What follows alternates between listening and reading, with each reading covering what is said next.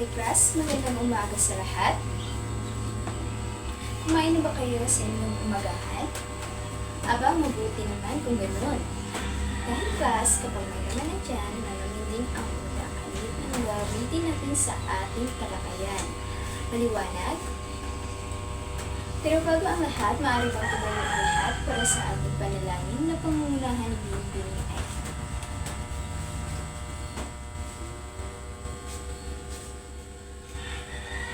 Amen. Pero bago umupo ang lahat, pakisilip muna ang inyong ilalim ng inyong mesa at upuan kung may mga basura at pakiayos na rin ang inyong mga upuan. Tapos na ba? Okay. Maaari na kayong umupo. Okay, class.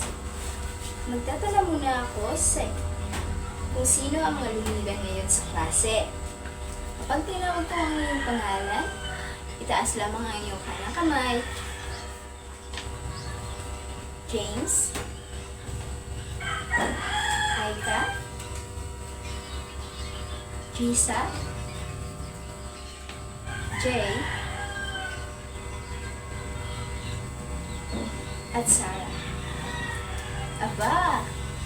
Magaling at kumpleto tayo sa araw na ito. Pero bago ang lahat, may tanong ako. Ano ba ang tinalakay natin ngayong nakaraang araw? Yes, James? Aba, magaling. At mukhang nanuwaan ninyo. Ano naman ang pag-ugnay? Yes, Sarah. Tama! At talagang naunawaan ninyo ang ating leksyon nung nakaraang araw. Ngayon naman ay darako na tayo sa ating panibagong talakayan. Pero bago ang lahat, nakikita niyo ba ito? Ito ay mga salita na may mga patlang na dapat niyong lutuin. Hihiwalayin ko kayo sa dalawang pangkat. Pangkat A at pangkat B. Kung sino unang grupong kabuo nitong mga salita, siya ang panalo. Handa na ba ang lahat? Okay.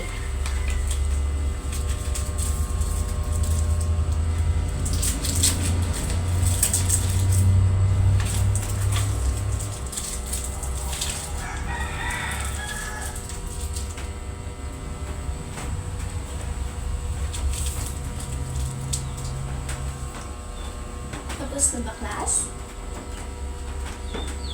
Okay, titingnan natin kung tama ba yung binuong mga salita. Aba, magaling! Ang pangkat A ang nanalo. Kaya plakkan natin. Ito ay mga salita. Salitang paksa, wakas, banghay, suliranin at tagpuan. Sa inyong palagay, class, ano nga ba itong mga salita? May opinion ba kayo, mga idea? Yes, James? May iba pa ba? Sarah? Tama, magaling. So, ang ating tatalakayin ngayong araw ay tungkol sa mga elemento ng maikling kwento. Ano nga ba ang maikling kwento? May opinion ba kayo? Maaari ko bang hingin ang inyong mga idea o opinion? Yes, Sarah? Tama! Ang maikling kwento, class, ay isang anyo ng panitikan may layuning magsasalaysay ng mga pangyayari sa buhay at pangunahing tauhan.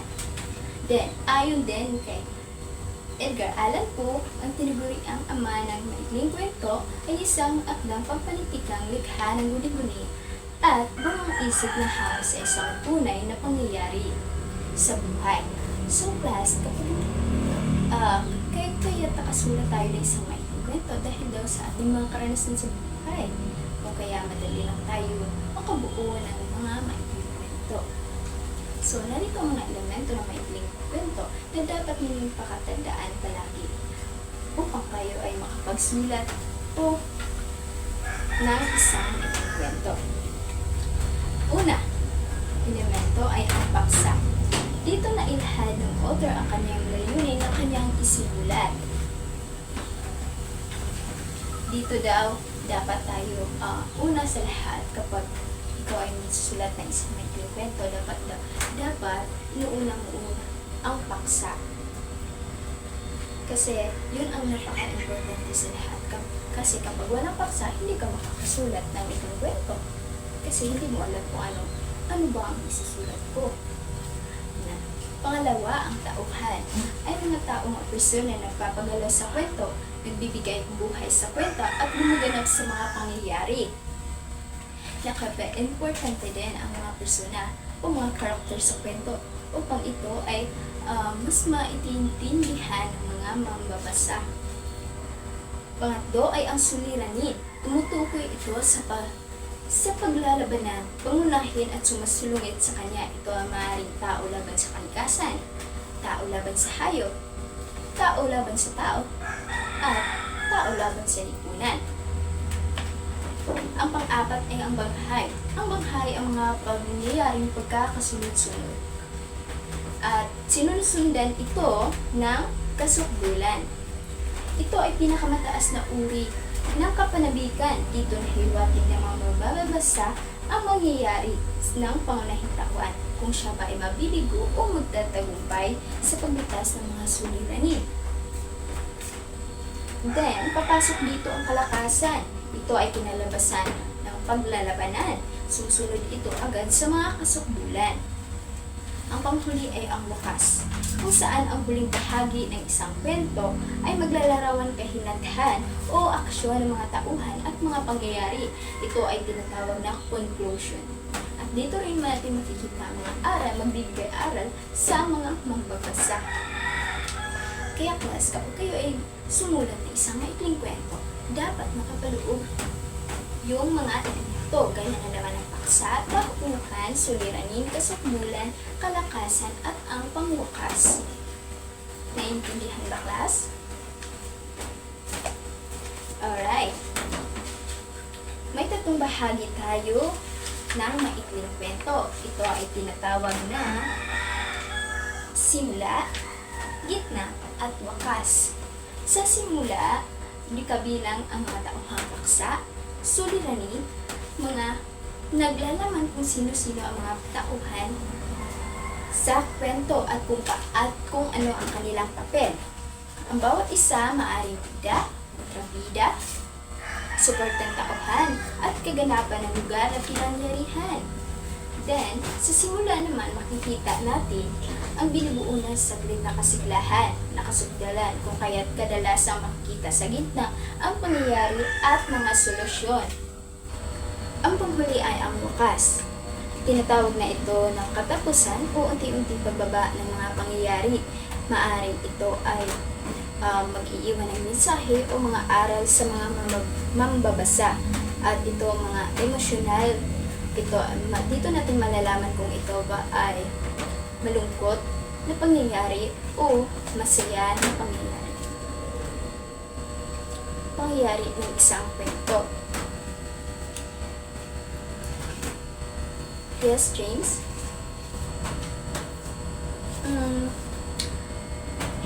Hindi class, sapagkat ang isang nobela ito ay maraming kabanata at maraming plot at komplikadong mga kanilang pangyayari. Samantala, ang isang maikling kwento ay naglalaman ito ng isang tema lamang at isang pangyayari lamang. Kaya hindi nakapaloob ang nobela sa maikling kwento. Sige nga, may mga katanungan pa ba kayo? Sige nga, ano ang mga pitong bahagi ng mga elemento? Yes, tama. Paksa, tauhan, suliranin, kasukdulan, kalakasan, at ang panghuli ay ang wakas. Ano naman ang tatlong bahagi? ng maikling kwento. Yes, Chisa? Simula, gitna, at wakas. Mukhang yatang naiintindihan ninyo ang mga elemento ng maikling kwento. Ngayon naman ay kumuha kayo ng kalahating papel para sa inyong magsasagawa kayo ng sanaysay.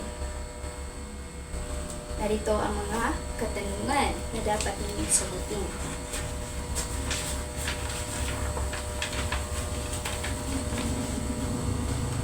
Unang tanong ay, ano ang banghay? Bakit mahalaga ang mga suliranin sa isang maikling kwento?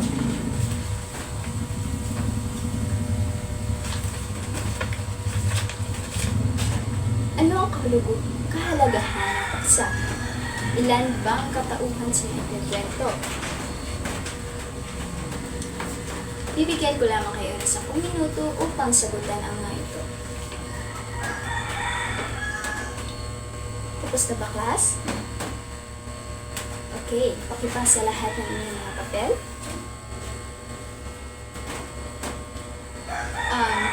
May ipapabasa ako sa inyo na isang maikling kwento.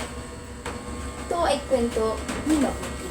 Gusto ko sana inyong unawain at basahin.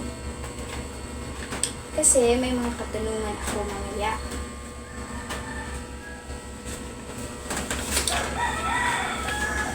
Okay, class? Maliwanag ba? Okay.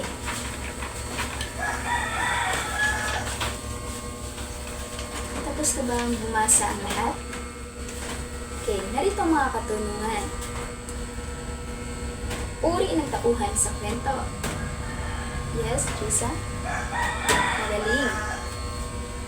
Ito ay elemento ng maikling kwento na tumatukoy sa ginagampanan ng kwento. Yes, James? Magaling. Sino ang mga pangunahing kwento na tauhan? Tama. Ano ang nais iparating ng kwento? Magaling. Ilang tauhan ba ang nasa kwento? Magaling.